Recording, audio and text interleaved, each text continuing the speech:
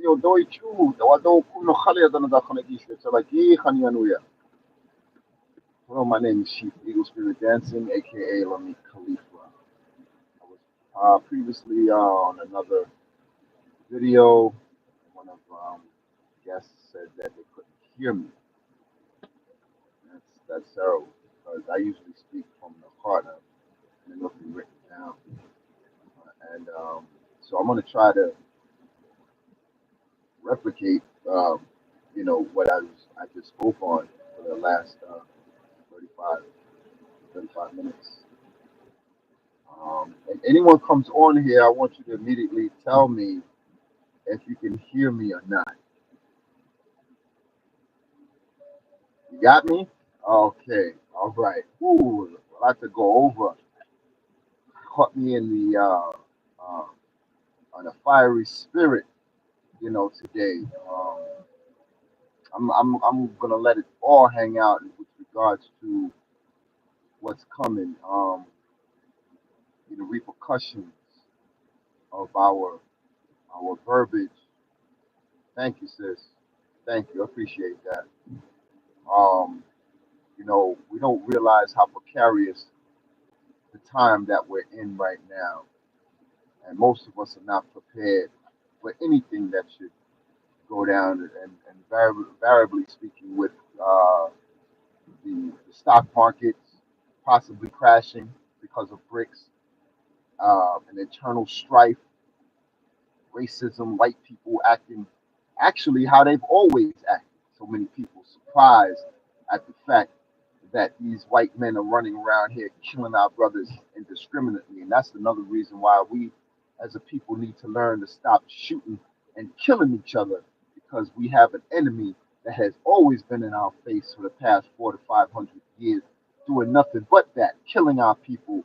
Um, but its scripture says, be not fearful of that which can kill the body, um, but that which can kill the soul or the mind and the body. And what do we have? What do we have here? What do we have here? Hold on one second. Morning. Um, what do we have here today? They have killed our people mentally, spiritually, linguistically, culturally, and physically. So the scripture says, be fearful of that can kill the mind and the body. And our people, with the dumbing down of education in the system, we're wondering why there's some black people running around here today talking about they support Trump. And you got some of these guys, I noticed that they're academically proficient, speak well. So what went wrong? Got some young black nerds, very intellectual, but got no common sense. They have nothing but book sense. And the books that were given to them for their senses were given to them by their 718 Pardon me.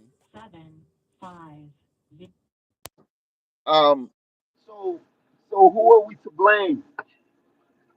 Who are we to blame? Are people lost without knowledge of themselves, who they are, where they come from, the language that they once spoke, the God that they were once connected to? Hmm? Have no spirit about themselves. And what I mean by that is, I'm not talking about just the R&B, the hip hop, the reggae, the dance hall, the calypso, the African drums, or whatever the case may be with regards to the darker peoples having rhythm. You look at, I'm going to give you an example. You look at the people in New Zealand, the Maori. So some of you seen what happened in that tribunal when they started to do the haka. The whole world woke up and saw that, and the sister pulled up that piece of paper with that document, talk about they were going to get rid of their historical identities, and they're doing their haka, and she ripped that thing to shreds and said, "We dare you." Now everyone talking about, well, we need some haka. Oh, we look at our histories. The problem that we have is cultural stupidity, ignorance, and no humility, and no good leaders. We've only had a couple of leaders within our time. Hell yeah, the world laughs. You better believe it. We've only had a couple of leaders in our time, and what did we do? We had Malcolm, we had Martin. Some of our own people set them up to be killed, even though we know it was the government. But some sellout Negroes, we always find them somewhere. The white man says, "Here, give you, a white picket fence, maybe a white woman, and a white dog, and a white house. Go ahead." You remember what they did with that brother Fred Hampton from the Black Panther Party? Who did they get? They got some nigga who was scared to go to jail because he was stealing cars and parading around like he was a detective, and he got caught. And what did they tell him? You're gonna do 25 years of life, or or you can do this one thing for us, and then you'll not only not go to jail, but you'll live a glamorous life. Until a video came out of him exposing what he had done, and he offed himself. So what profit a man to gain the world and lose his soul? This is all in the Bible and the scriptures that most of us don't read. Some of us got Bibles sitting up in the house with dust all on it. Don't read nothing. But we got all the sense in the world today. So here we are on the precipice of violence, destruction, a race war, a civil war. You know what I'm saying? There's so much knowledge and information out there for our people that we would take the time out to research and learn, because it says those who do not learn from history are condemned to repeat it. That just does not serve for white folks, that serves for our people too. So we commit the same mistakes because we don't teach our babies, our children, before they go out that door into the world to meet their other brothers and sisters at the public schools. Most of us send our children to. What do we tell them? Don't let no nigga put their hands on you. Don't let no this and that, no girl say this to that, or you cuss them out, or you knock her ass out if she does this, that, and the other. We don't teach our children no humility because it's nothing but nigga, bitch, and hoe every day. And we wondering why God said in the scriptures that he's going to sick the red serpents on our people. This in the Bible. So my people will call by my name. Y'all to hear me on this. If they would humble themselves and turn from their wicked ways, turn to my face, I will heal them in their land, and they shall come out with great substance. Let's talk about our people. We refuse to turn to that which will offer us the solid foundation for us to walk on as a people, but we have so much disrespect and madness, and some of us have lost our minds. Therefore, we cannot turn to the right, or turn to our brothers and sisters and say, "Hey, brother, how you doing today?" I see brothers and sisters walking. "Hey, sister, how you doing?" Look at me like I spoke a foreign language. "Hey, brother, how you doing?" I might get a nod, or we don't. If we do, some of us acknowledge us, and some of us don't. But our Lord wants us on the collective to come home. You realize who our enemies are? Come on, they lynching black people down south again. Huh? I'm paying attention to all of that shit. You know why? Because my children's mother's black, and my children are black and also native. So they put their hands on mine. You're gonna see me on the 6 o'clock news, the 9 o'clock news, and the 12 o'clock news. You ain't for no goddamn judge. They touch my children. See, this is the attitude all of our people need to have. They ain't playing with these people. They talking about killing our people blatantly within the government. And then you got white Ku Klux Klan skinheads and all of this running around the country hanging brothers in trees. And all I hear is nigga, nigga, nigga all day. Bitch, bitch, bitch, bitch. Ho, ho, ho, ho. Sound like a Santa Claus commercial. So our people got to recognize we at war. We've been at war. We just didn't know it. They got our minds already. But how you free yourself through study and gnosis and research. That's the only way we're going to get back to who we were. We must study ourselves. We must study our history. But the issue here is whatever culture that you find your family's connected to, that's not the issue. It's your moral obligation to your brother who might be of a different tribe. It's not so that there's nothing wrong with that. God said that we come from different tribes, but He said, turn to each other that you may know one another. Huh? That you may know your brother and you may know your sister. Turn into you, regardless of the cultural or language barriers. That there may be someone, a mediator or an interpreter that can come in between, that can propagate good communications and establish good foundations for trade, business, or what have you. We so running around here, all these West Indians, these Jamaicans, and I hear the West Indian Jamaicans, all these Black Americans. Who's the author of all of that? Huh? The white man is sitting back laughing. He's laughing his behind off. He said, I got these niggas arguing amongst themselves. He said they all the same people, they just have different dialects. So what? They have different food, they listen to different music. All right, that might be a problem. So God said if we can't get along, He's going to force us back into our own country. Oh, wait a minute. He's going to force us back into our own country. This is in the scriptures. What is Trump and them on the verge of doing? Try to hear me. Our people can't get along. So if a race war breaks out tomorrow, it was already a forewarning that it ain't going to be just black and white. So what does that mean? My God. What does that mean? If the race war breaks out, it's going to be between black and white, yes. But then what happens after that? The many cultures of black and brown people that live here, what are we going to do? Start fighting each other? Because we're going to start saying, black Americans going to say, you ain't from here. Get out of my country. Well, in the book of, and I'm not saying this to all black people, because there were black indigenous peoples that have been here for thousands of years. I already know that. But there are some of us who just came over here 100 years ago, 50 years ago, 20 years ago, shit, some even a few years ago. So what are you going to tell?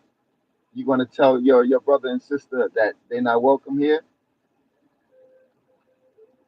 And there's proof now. Of course, we know there's arguments that there have been black people who were brought over here in the millions.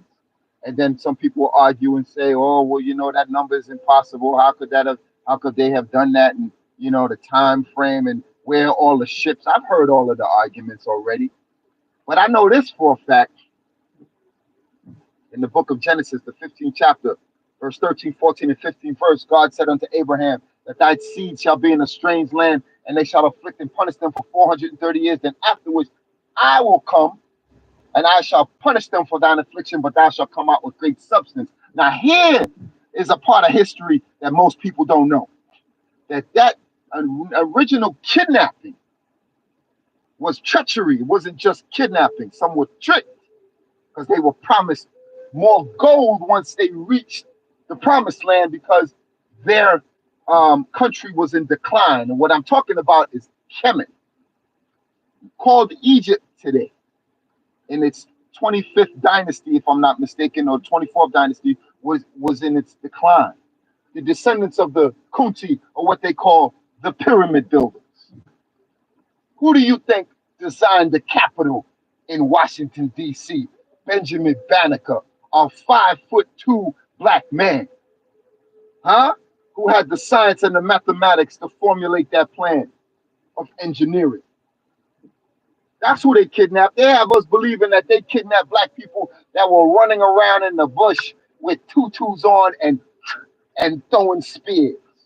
That's what they told us that we were and that we came from. Huh? Come on. Talk back to me on that. Come on. So they had to deceive us and lie to us, telling we was running around with bones in our noses and all kind of wild hairstyles and more than half naked. That's what they told us we came from. So of course most black Americans, I would have nothing to do with Africa, as though Africa was the original name of that continent, as though Egypt was the original name of that land when it was called Kemet. Well, they know you better than you know yourself. So they're able to trick you and deceive you into believing just a total lie. They kidnapped and they deceived the Kemites, who were the great descendants of the pyramid builders, and they brought them over here on slave ships and put them in the projects in the year 1555. So now the indigenous peoples that they incorporated, to the white man said, let's confound them and put them and mix them up so they will be confused as to who they are. Oh wow, he's done a hell of a job. He's done a hell of a job. Black, white, brown, indigenous peoples, African American peoples, Black American peoples. I look at all of the different titles and I'm getting sick because he's still killing us, regardless of who you are, of who you claim to be. He's still poisoning our people. We still don't support enough of our businesses that those of us who are trying to go natural and organic. He has successfully divided us up even more now. We are like the tribes of old, the indigenous tribes 500 years ago, that we were spread about through what's called, but formerly known as Guatemala or Turtle Island.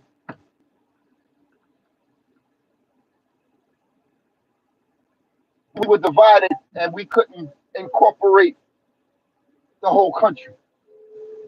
When my brother Tecumseh warned the indigenous peoples up and down the eastern seaboard and said to our brothers and sisters, he said, this man is coming to take the whole country from our people. He said, we better unite. They was like, nah, yo, we going with this white dude over here, man. We don't, we don't want to have nothing to do with the Penobscot, the Seneca, the other indigenous tribes. We don't know. We're gonna stay to ourselves and work with this white man. So he was like, oh, all right, wow. So he had the vision. He saw what was coming. Him and his brother, Tenskwatawa, or Lalawithaka, to some. Same brother, his brother. They knew what was coming. And they knew that the time of our people was just about up. But it's no one else's fault. It's our fault. Because we decided that we weren't going to work together. An old Indian proverb that says you take one arrow, put it against your knee, it breaks easily. You get 5 arrows, you put it against your knee, it's much harder to break. That's representative of who we're supposed to be. But we're so divided, confounded, and confused, we can't come together under the least common denominator. But hear me on this. The day coming, no food, no supermarkets, no water in the Northeast, no heating, no shelter. What you gonna do? My God, we in trouble. People got families, babies, children. Some of us are not thinking about the future. Our people used to think 7 generations ahead. Seven generations ahead to prepare for the future. progressive future of our people and prepare for anything that we might have foresaw that was coming down the pike later that could have been detrimental to the survival or the welfare of the people and prepare for it. There were indications sometime in nature that told you that drought was pending.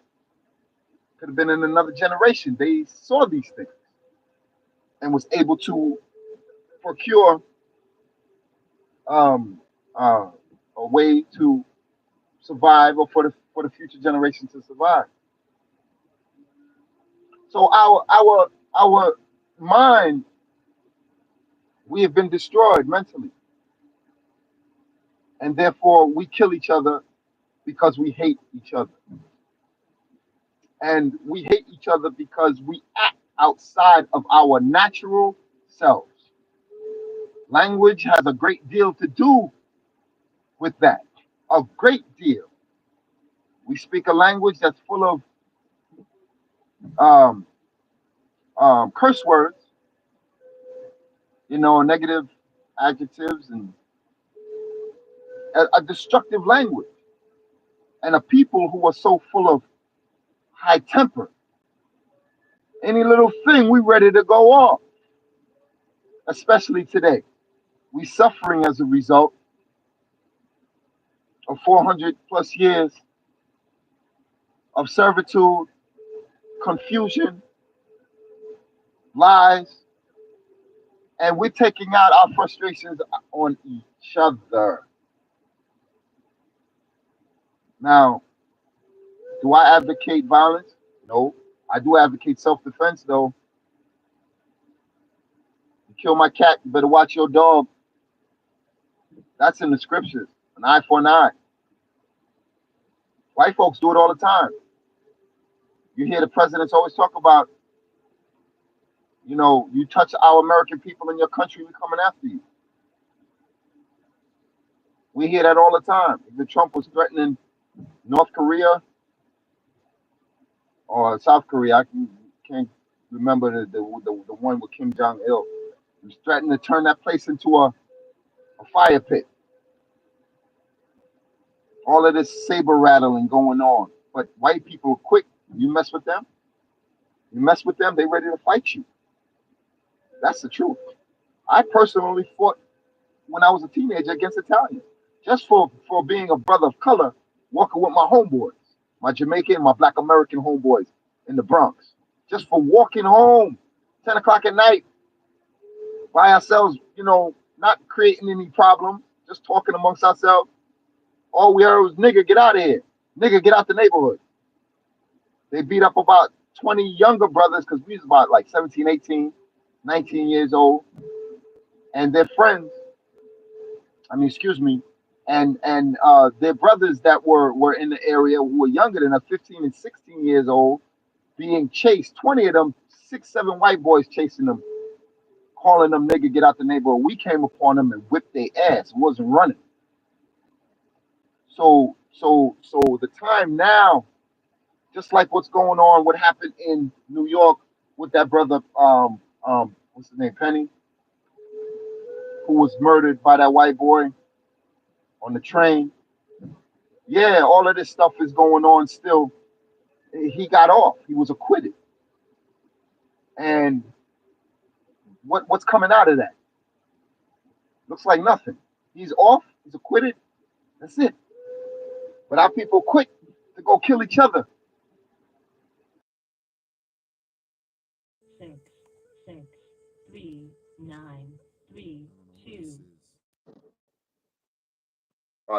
Pardon me for that.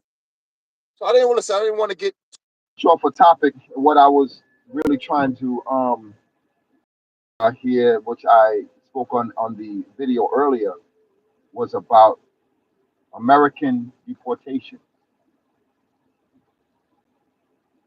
My God, so many of us are running around talking about, oh, it's about time that they get rid of these Hispanics, and the white man is using this as a ruse to go after black and brown people collectively. And we cannot see the forest for the trees.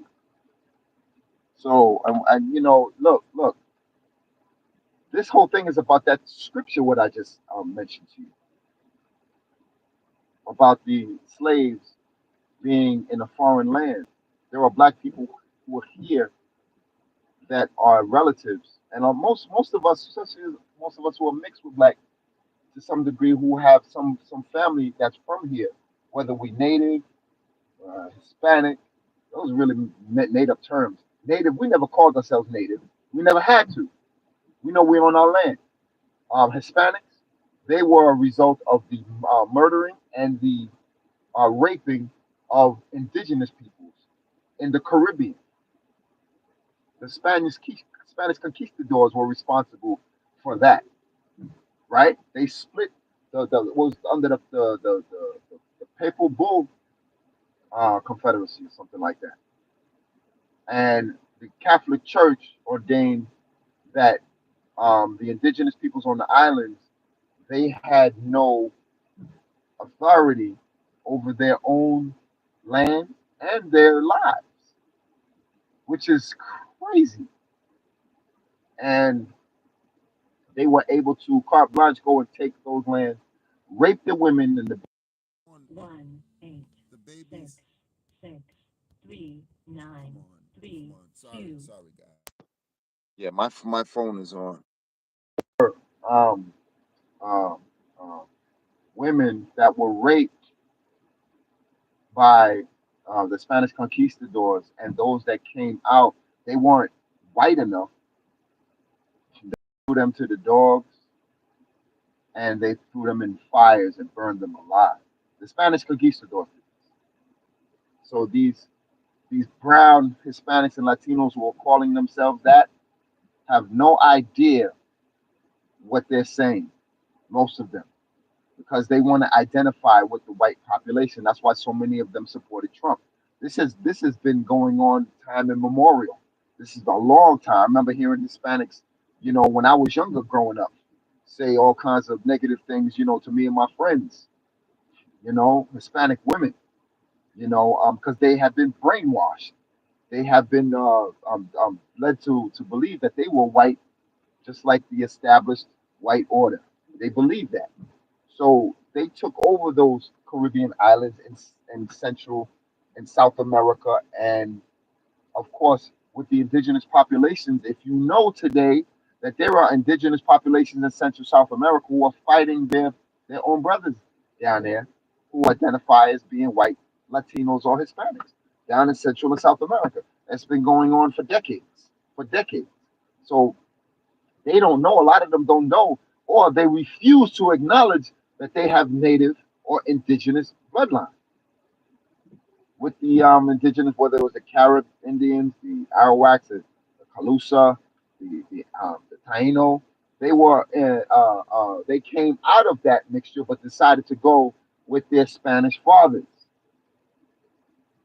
Some of them, and if you look at the ruling class, that's why they picked and they chose their side. They chose their sides. They don't want to be with the darker. They want to stay over there with their masters who look at them just as pitiful as can be. We saw that with Trump when he went to Puerto Rico. What did he do? He threw paper towels at these people. And you mean to tell me that they didn't see that as an insult? I mean, an unimaginable insult. On the collective, they couldn't see that? All right. So, and today, here we are with a polarizing position that we're in with a lot of Hispanics who are currently on board with Trump still, and what these people are planning on doing, and thinking it's not going to affect them. The madness. So this devil has done his job, and he's done it very well. But again, I don't want to digress too much. So so when the story about the indigenous and black people and our current position here. story of Pharaoh, Moses, and the Israelites.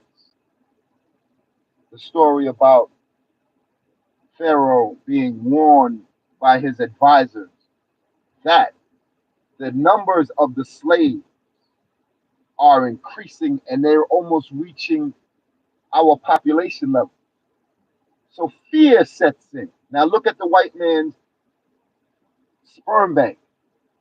He's bankrupt. He's not having children the way he used to. So he's fearful that one day we're going to exact revenge for what he has done. This is an Exodus. This is in the Bible. People think that this is 2,000 years ago. No, emphatically not. I had an aunt who went to Egypt back in the 1980s and 90s, and she traveled with Dr. Ben.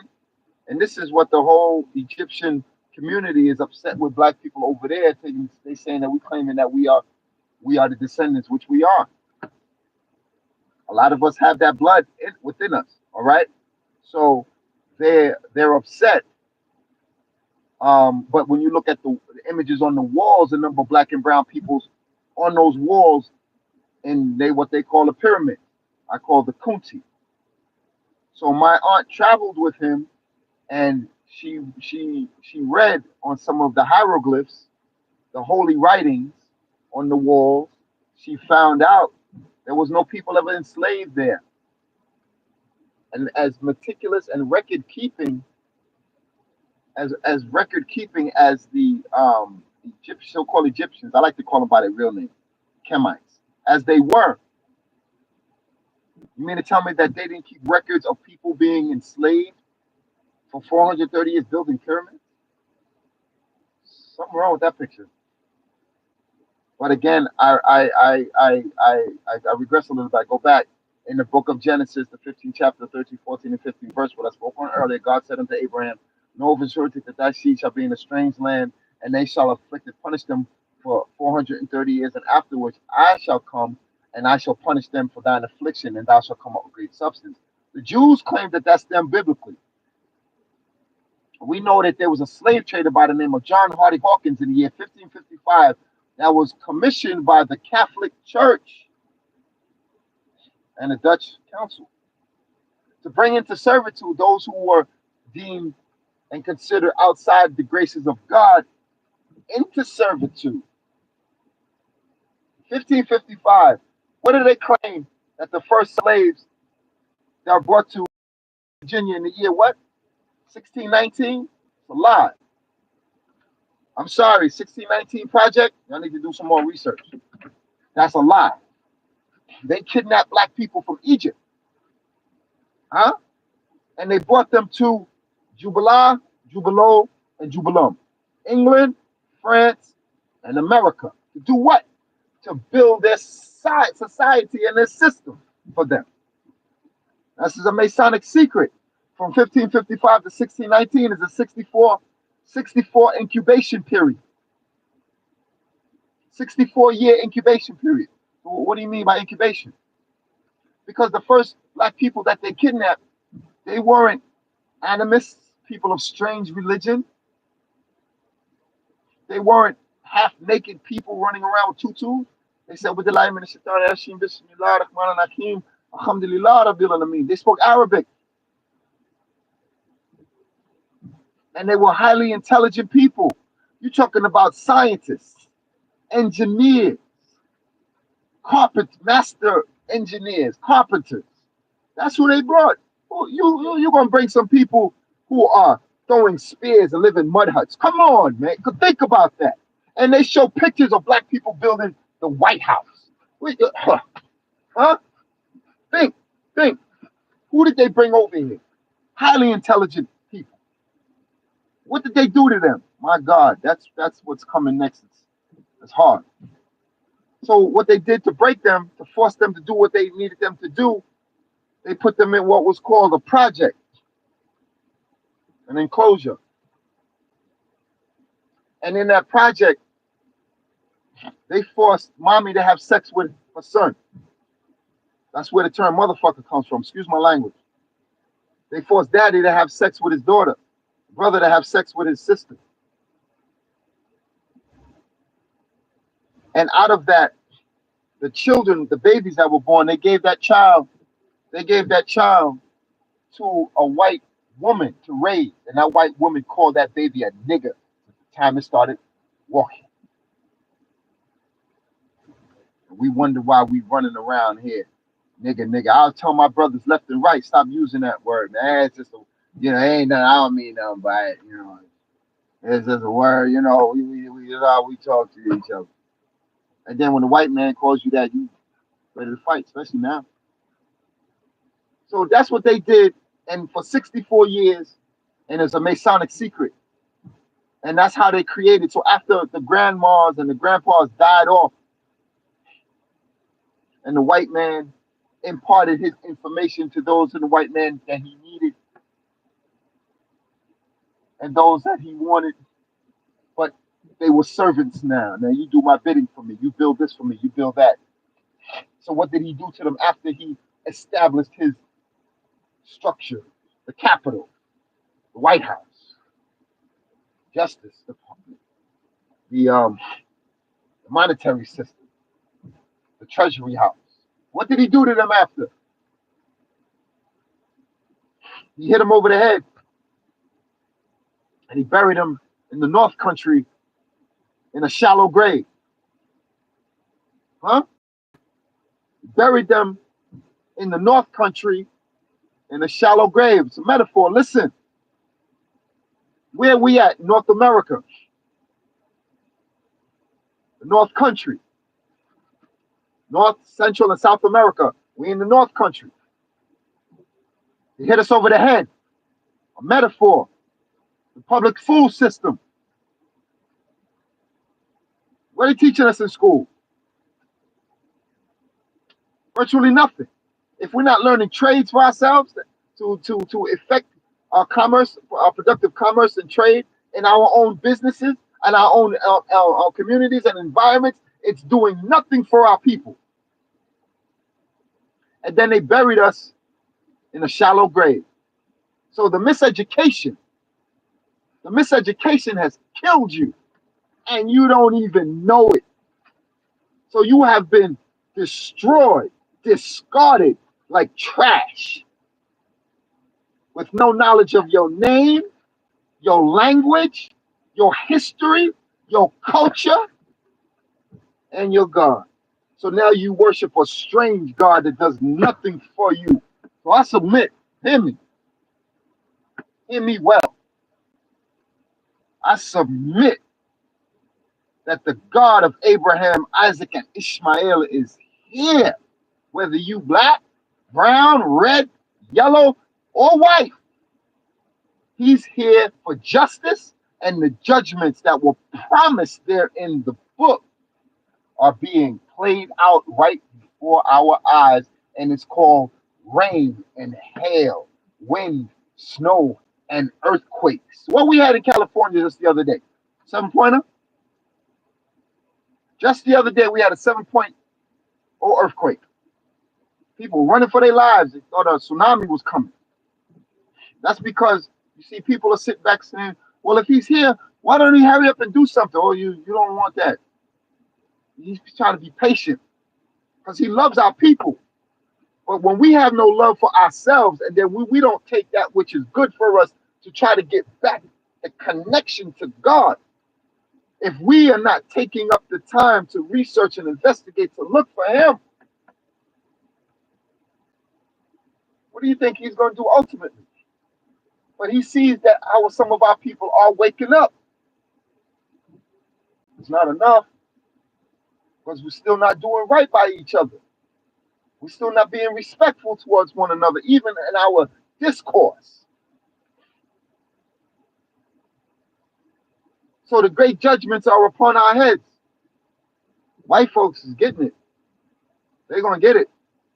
But here is where I have to expound a little more on that what he has done was in his nature to do.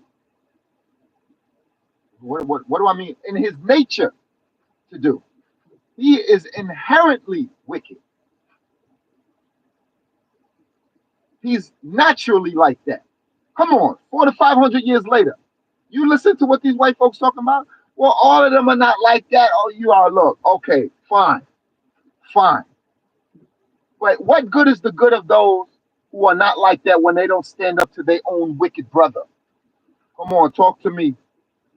So fearful, I'm gonna Jesus' words now. The fearful shall have their part in what? The lake of fire. So they scared.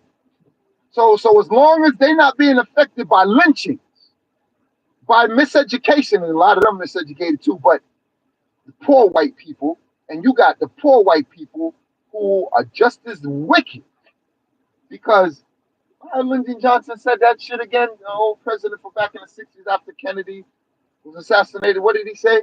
He said, you can convince the lowest white man um, that he is better than the most educated black man while picking his pocket. Damn. So that means that there's some white people who are poor as hell and they still nigga, nigga, nigga, nigga, nigga. So that means we living in a time of sacrifice because there ain't no good people really on this planet. There's no good people. How else can you explain it? If people, enough people are not stepping out, how many people stepped out when our people were enslaved? A handful of white folks. They got something done. They did. It took them a long time, but they got something done in terms of the abolition of slavery to some degree. But now we're falling backwards. As Kamala Harris said, we're not going back. Oh, yeah, we are. We are. They're white people who are advocating slavery again. And think about the cabinet that Trump is putting together. They're talking about enslaving people again.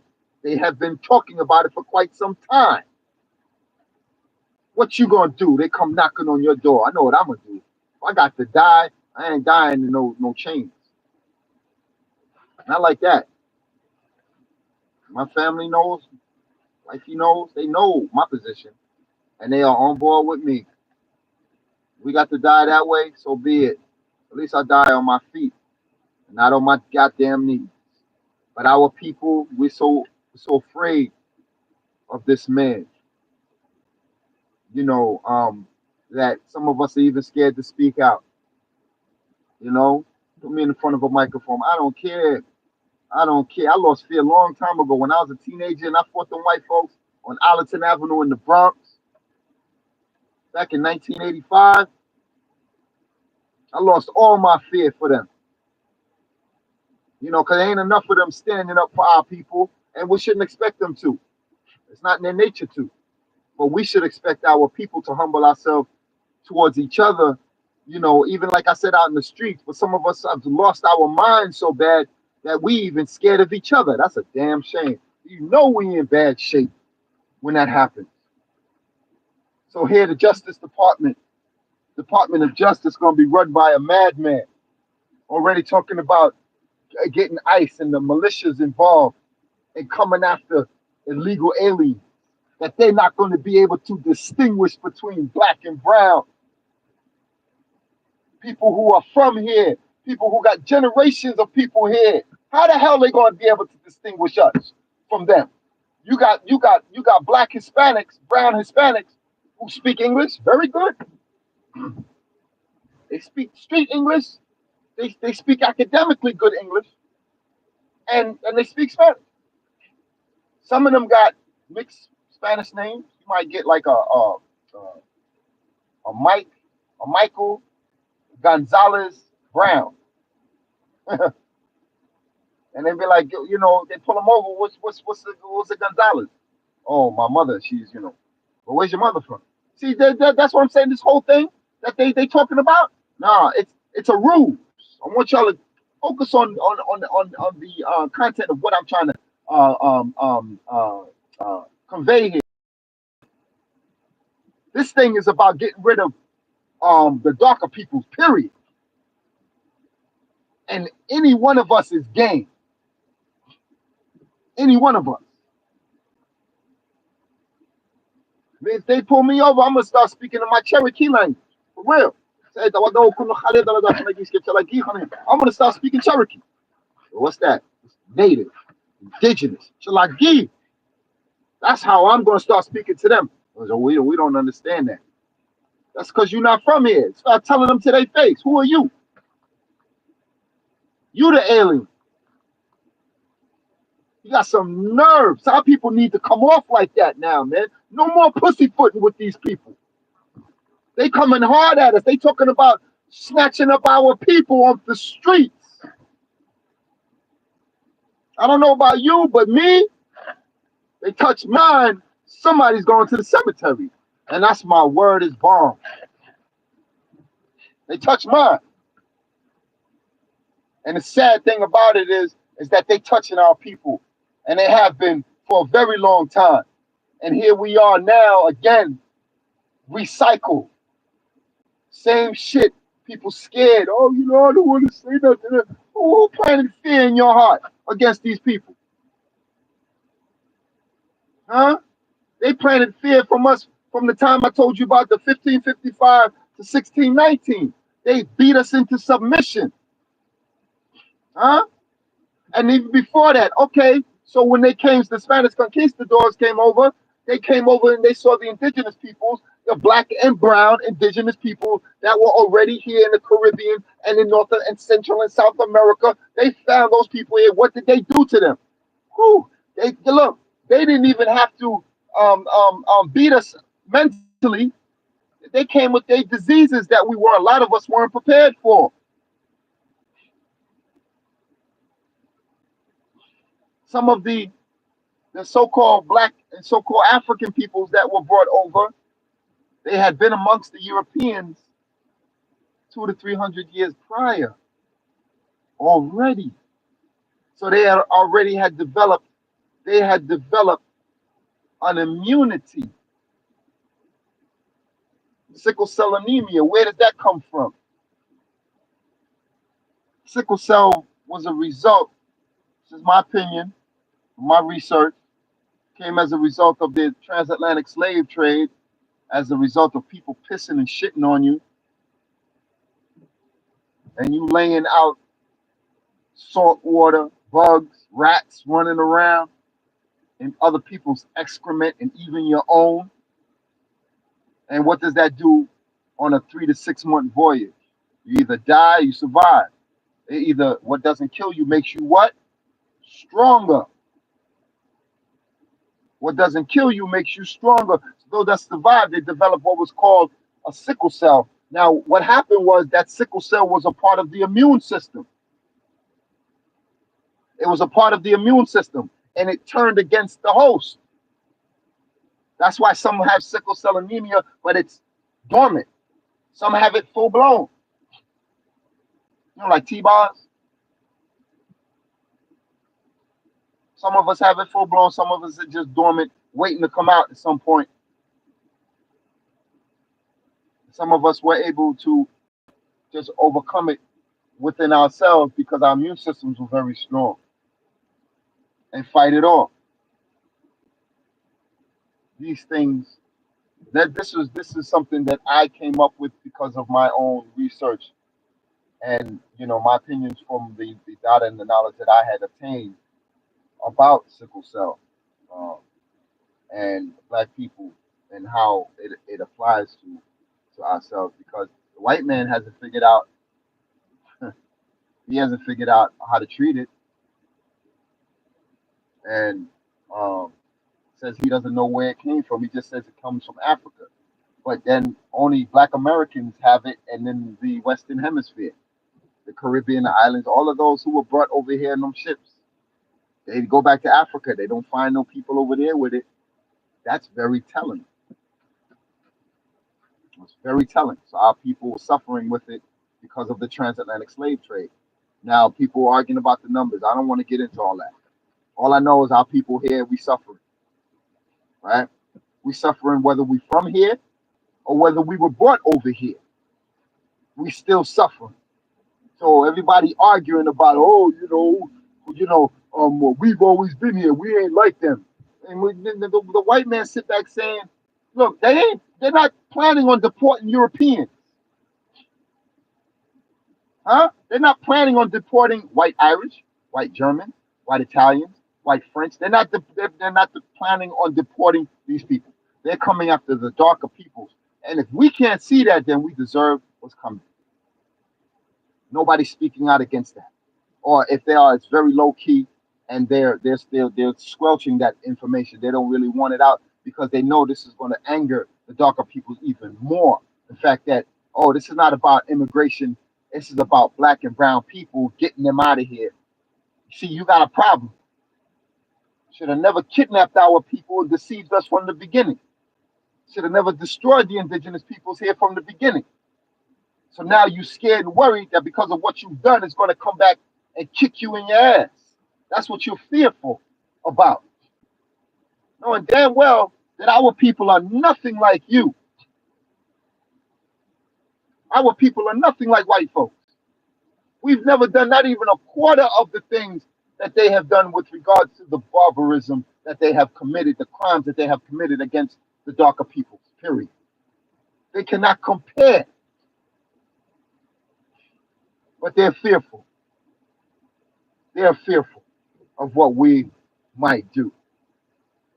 Well, I guess I'll say this because of what you're doing now and what the prophecies forewarn.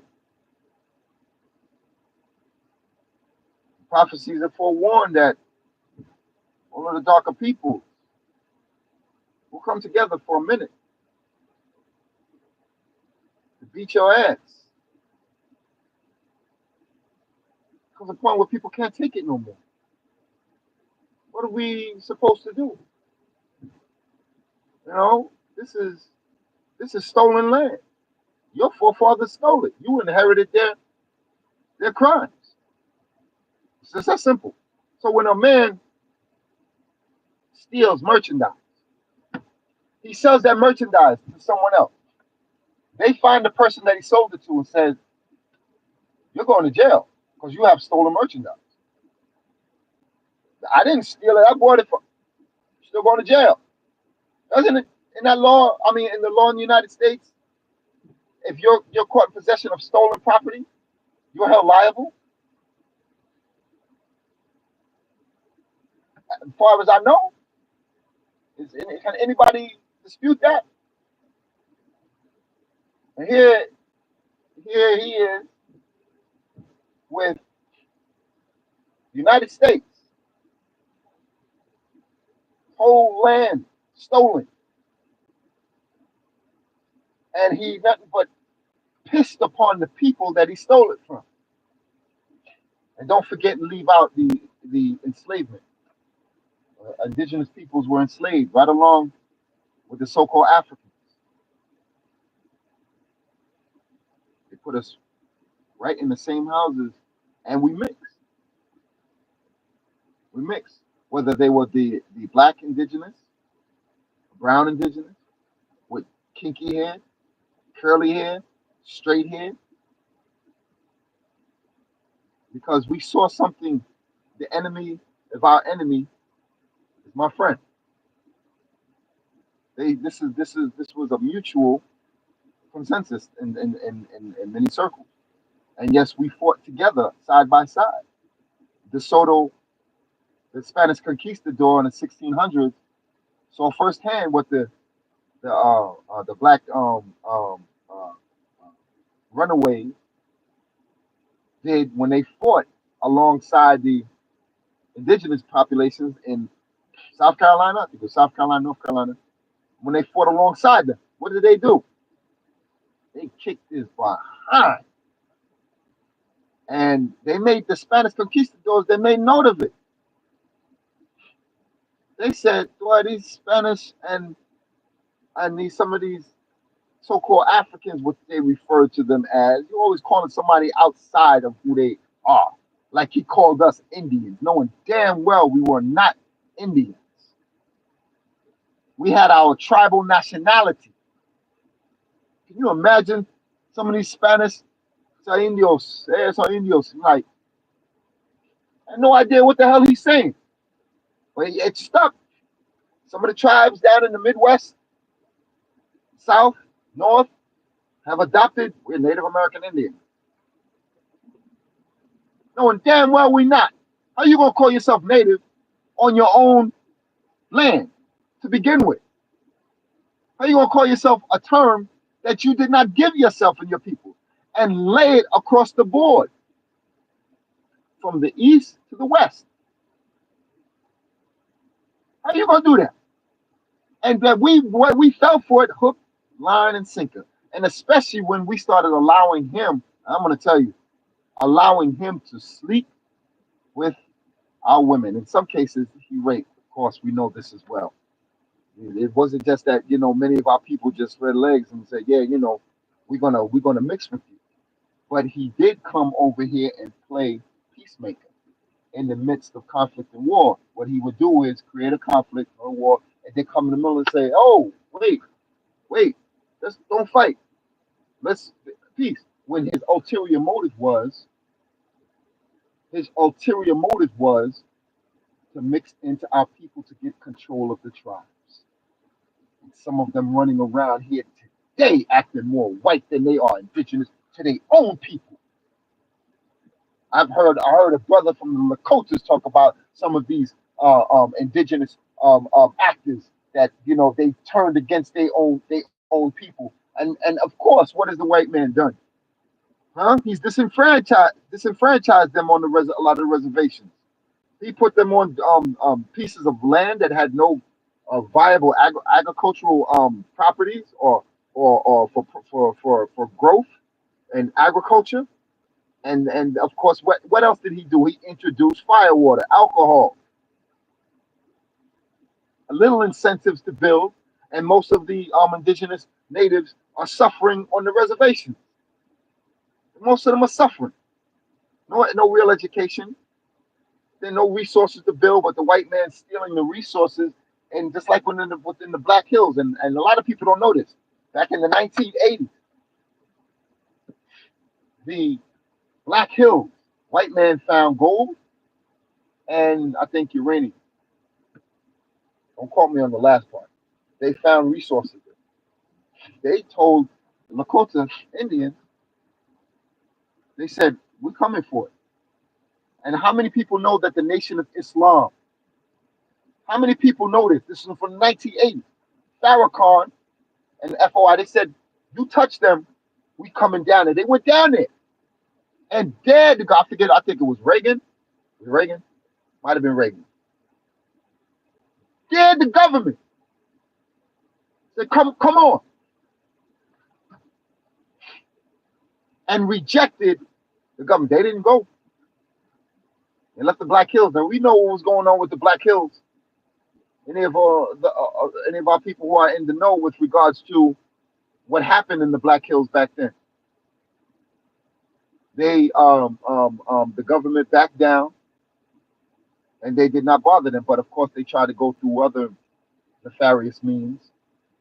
We'll offer you, you know, um, 200 million or something like that. I said, no, man, the Black Hills is not a retail sale ticket, right? Extremely sacred indeed. They said, no, this is sacred to us. You come carving it up, digging it up, and expose all of these toxic materials that you want out of the ground. No, we don't leave this and leave it as is.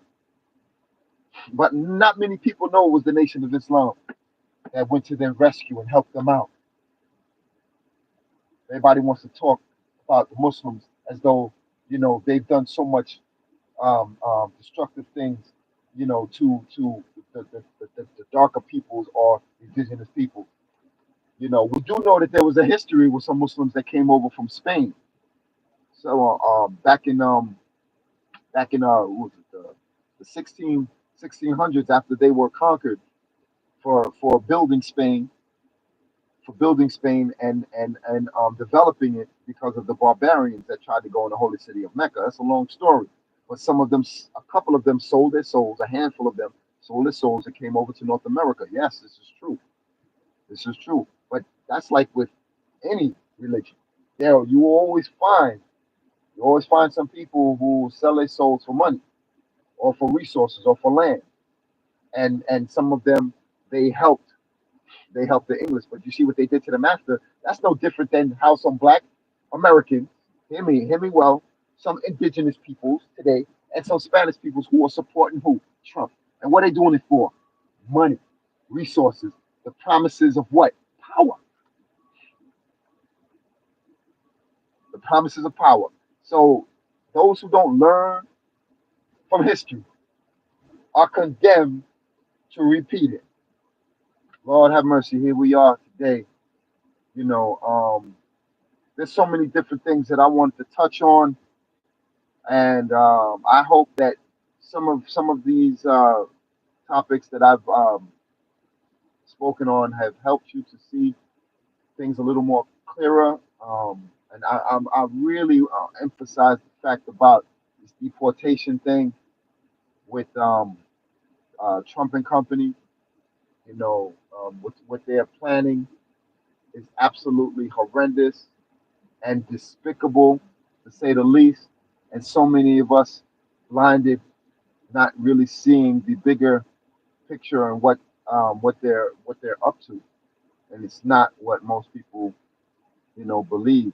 They are truly, truly worried that there's going to be an uprising against white people in this country, um, and because of what has happened prior.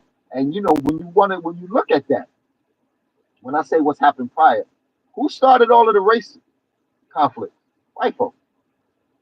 The irony or the audacity that they would have to say that we're going to start a race war when they have done just that, huh? For the past 130, 40 years in this country. They have done just that, but want to point fingers at us and say we are going to. We're not crazy and violent like that. They are. They are. So their conscience, their sick, silly conscience has gotten them to believe that this is what's happening, this is what's coming, and they also want to preserve, their lives. And another thing that they're fearful of is the numbers. Of course, that's why white women are being targeted for and this is sad.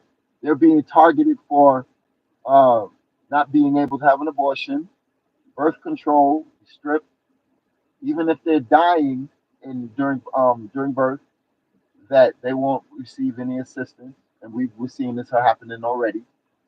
Um, so this thing that they're doing is really after, because when it comes to black women, you better believe that they are going to be distributing birth control to our people on the sly, on the low. I've already heard stories that this is particularly geared towards white women. I don't care who don't like this shit, but it's the absolute truth.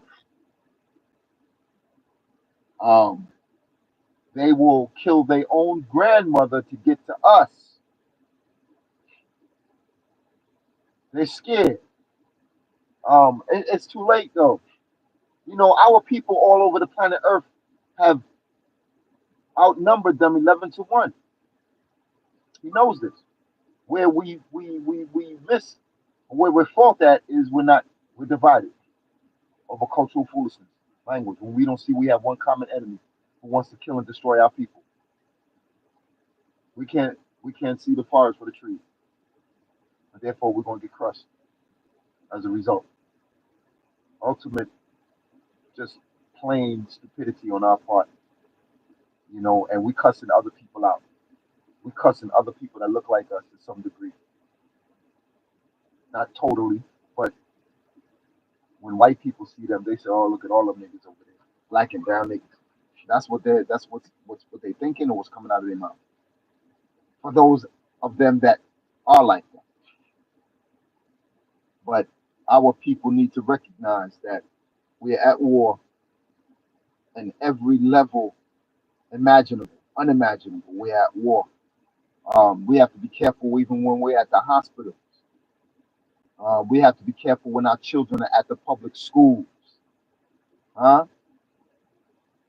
This is what the reality that he has created for our people, and that our people need to. We change. We need to change our reality. And the only way we do that is through study and through research. Might it be too late for that? Well, Trump is going to be in office what, January 20th, and he's already affecting the political atmosphere. So time is time has been run out. Really, when you think about it, we haven't really, um, as a collective, as a people, been taking the time to look critically. Critical analysis is what we're lacking. We're eating the wrong foods, as the minister says, and I don't mean just the wrong foods in terms of what we're putting in our mouth. What we're researching and studying to some degree has us blinded. Some of us are caught up in our religion that says mine is the right one, yours isn't. You know, my ex-wife once told me. She said she was a Christian. She said to me, she said, if you don't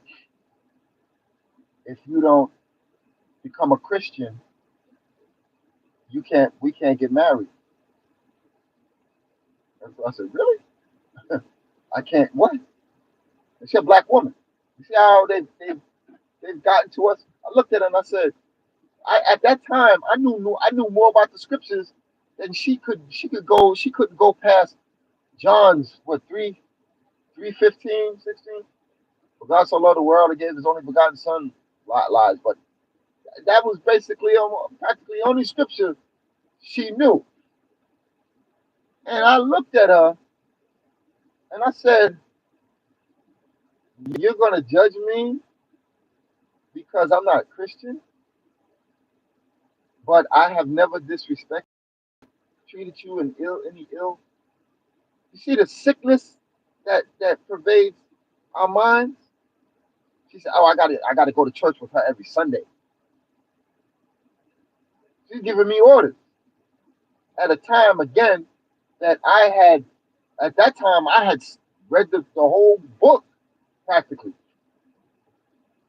and looked at her like she was crazy. This is the imperialist mindset that they put on our brains. So I walked out, and her mother made her apologize. She said, "What's wrong with you?" You know, God bless her mother just died recently. You know, me and her we still friends, but that that door closed a long time ago. So yeah, her mother made her apologize to me. And like it took your mother to apologize. You didn't realize what you were saying to me was out of order.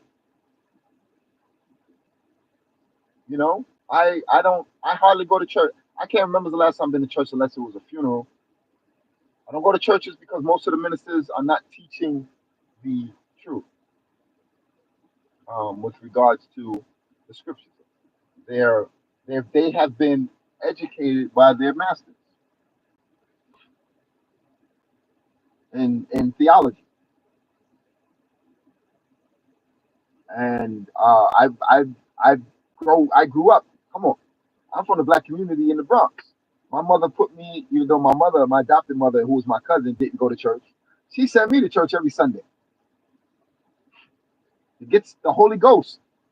Well, did I get it? Lord, when the parishioners, when the drummer, the choir, the deacons, were all foaming at the mouth while I was in church. This was back in 1981.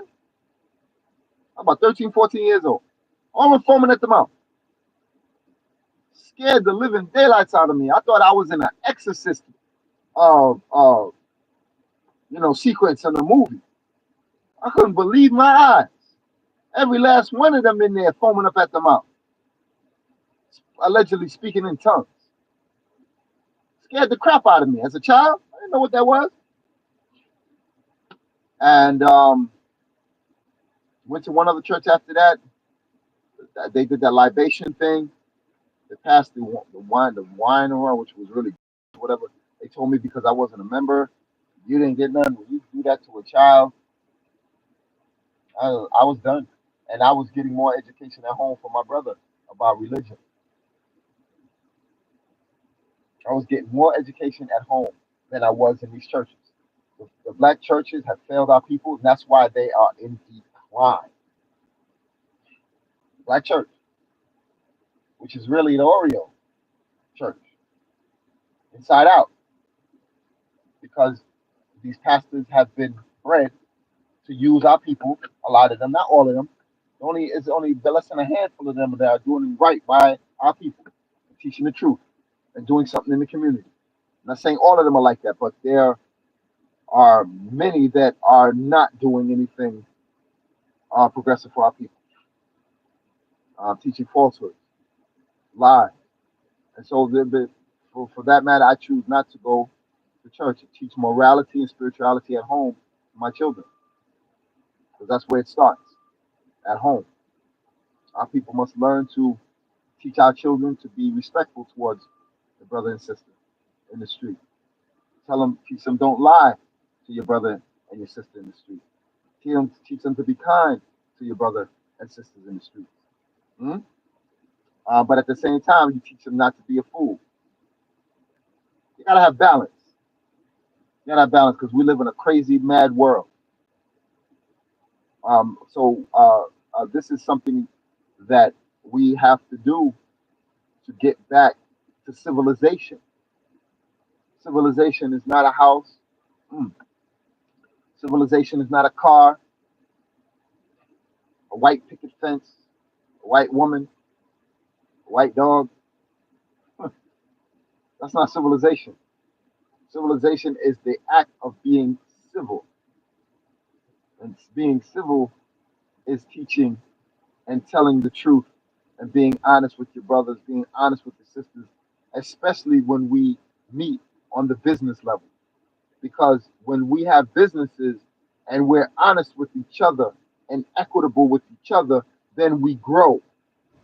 But when we do just the opposite, that's when we become uncivilized and therefore we begin to fall. That's why most businesses don't laugh. I'll give you an example. I owned a security company in New York for 7 years with no high school diploma. I had 100+ employees working for me. Police officers on my payroll. Hear me? No, I didn't have no high school diploma at the time. That's how much of an education I got at home, right? But I worked in the security business for 15, 20 years. And at the time, it was a little more than 10 years. So I started a business with a brother who I thought was a good brother. We right before September 11th, um, 2000, we got the business started. September 11th came, the business shot up. I made $100,000 my first year, right? And it was going in the right direction until I found out my partner was over here illegally. But that wasn't the only thing. He was involved in the drug trade and every other criminal act that you could think of on the side. I walked away from him. I lost the business, but he lost his ability to stay here. He got arrested. I warned him before he got caught. This is what's going to happen, and he got caught, and he got deported. Right now, he was Jamaican. Any different to some Black Americans or some Indigenous? No, because you got some just as nefarious as that. Only problem with me was is that I have to be honest with myself is that I'm somewhat touched by what happened because it wasn't the first time. I had a business prior to that. I had a moving and delivery service, and my business partner, he was he was of the white type. No, I don't mean he was white. He was black. He was real. He was dark skinned brother. Um, but he was greedy in the wrong way, and he decided to betray me to a white man. And the contracts that we had with a company, we were delivering some pharmaceuticals, and he decided to do some very nasty and cold stuff not just to me, some of the other brothers that were contracted there. He was very greedy and gluttonous, and I ended up losing out. I lost contracts. I lost money, with this guy, and um, he's dead now. Yeah, he apologized to me before he had a heart issue, but he apologized to me for what he did. I accepted his apology, and he passed. Me and him were born like a week apart, 2 years apart, 2 years apart, and a week apart in the same month. And he passed 2 days after his birthday, just 2 days before mine. But he apologized. But the damage was already done with me. I have another business of my own. I'm solo. Huh. I work for myself. I work with my people for the most part. Yes, I do. But as far as partners, it would take a hell of a lot. And this is the problem. This is what people don't understand. What that kind of um, uh, trouble, damage, does to an individual or a community. This is why our people don't progress, or we don't get along, and we don't. Now, not to say that there are not partnerships and businesses going on in the black community today. There is. There are and there is today. But could it be greater? Yeah. Could we make landmark decisions to increase our incomes, to make our communities better? Yes, we could. But humility and trust have to be at the core of any business. God, or no, I should say God first, because with God then comes trust, and commitment and humility. You have to have those things in order for anything to be, structured right. When I opened my security company, I'm gonna tell you, sister, I was making good money, $1,000 a week, and this was back in 2001, and I put faith in my brother. Um, Thought that he was going to do the right thing. Of course, come to find out that he's up to no good on the side. He told me to. He ultimately came to, tell me, but he didn't tell me that he was even here illegally until I found out through a piece of mail. What's this? Who's who's this person? He said that's him. So who was this? Wow, on the desk in our office. Imagine the look on my face. Huh. I walked away. I walked away. I lost. I lost a lot. Oh, that's a hell of a lot. I was employing people from my neighborhood where I grew up. Our own people. It was the best feeling that I ever had in my entire life when I was able to give back to my brothers and sisters in my community. I put people through school, and this is the power that our people have when we work together. But when there's no humility, everyone can't be a chief. Me and my partner were two chiefs. We were 50-50 down the line. He didn't want to share. He not only lied to me about who he was, he wanted to control even me. And that was not going to work out, especially when he had a criminal background in a security company. You're not even supposed to be sitting in the executive board in terms of ownership or CEO. You're not supposed to. I had to remind him of that, but he was arrogant. I had law enforcement background. He didn't. Like I said, he got caught. He got deported, and that was the end of that. So I speak on those things because of experience and realizing what our people face on a daily basis. This is one of the reasons why so many of our businesses fail. Envy, jealousy, um, just lack of trust,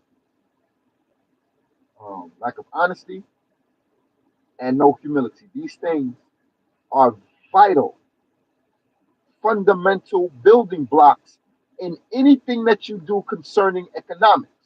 But we're watching movies like, was it Empire?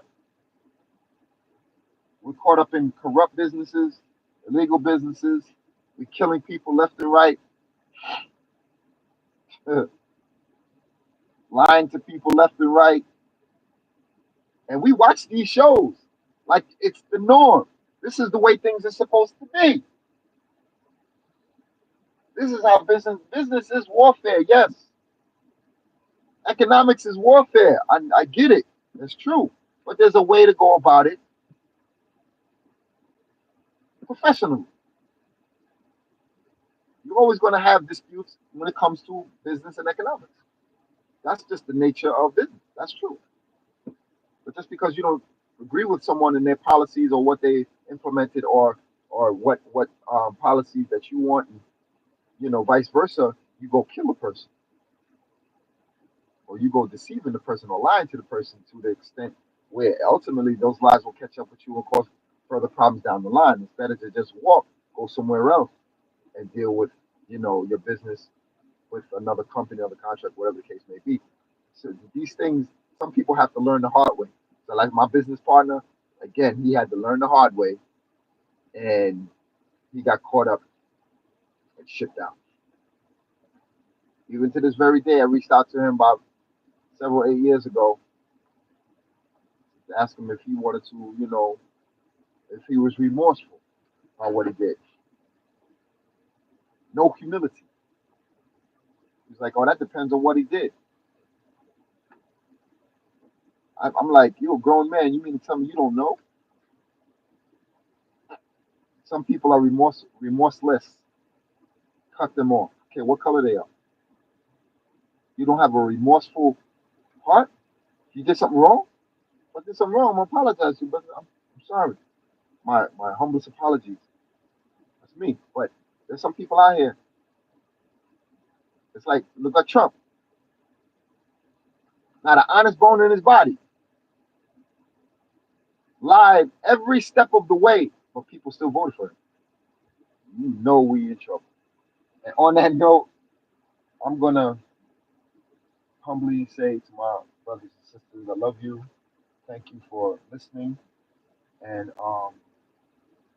I hope that this is giving you some insight, some enlightenment, um, and a better sense of understanding what's going on in this world, what's coming. Please, please, I stress, I emphasize, get yourselves prepared, get your water, get your food, get your emergency supplies, especially if you live in the northeast part of the country.